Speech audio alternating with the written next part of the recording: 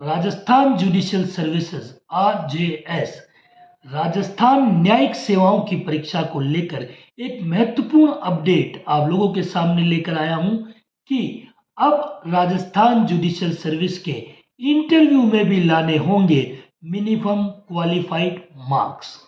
देखिए, पहले राजस्थान न्यायिक सेवाओं की जो परीक्षाएं हुआ करती थी वो 3 चरणों में होती थी, अभी भी 3 ही चरणों में होगी। परिवर्तन ये है कि पहले इंटरव्यू में कोई क्राइटेरिया फिक्स नहीं था कि 35 या 40% मार्क्स आपको एग्रीगेट लेकर आने हैं, लेकिन जो राजस्थान जुडिशियल सर्विस के रूल्स अमेंड हुए हैं उनमें इस बात को क्लियर कर दिया गया है कि अब इंटरव्यू में भी 35% और 40% एग्रीगेट मार्क्स लाना होगा।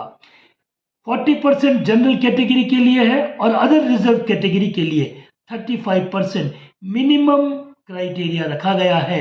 इंटरव्यू में एग्रीगेट मार्क्स लाना होगा। इसके अलावा जो रिटन की परीक्षाएं हैं, जो लिखित परीक्षा होगी मेंस एग्जामिनेशन, उसका भी यही क्राइटेरिया रखा गया है कि रिजर्व कैटेगरी है तो 35% तक मार्क्स एग्रीगेट ऑब्टेन करने होंगे और अगर जनरल कैटेगरी है तो ऐसे में आपको 40% एग्रीगेट मार्क्स तो कम से कम ऑब्टेन करने ही होंगे।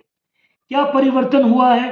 तो अगर एक लाइन में अपनी शैली में मैं कहूं कि अब रटने के साथ साथ कॉन्सेप्ट भी हो गया है जरूरी, कॉन्फिडेंस भी हो गया है जरूरी, बॉडी लैंग्वेज भी हो गई है आवश्यक।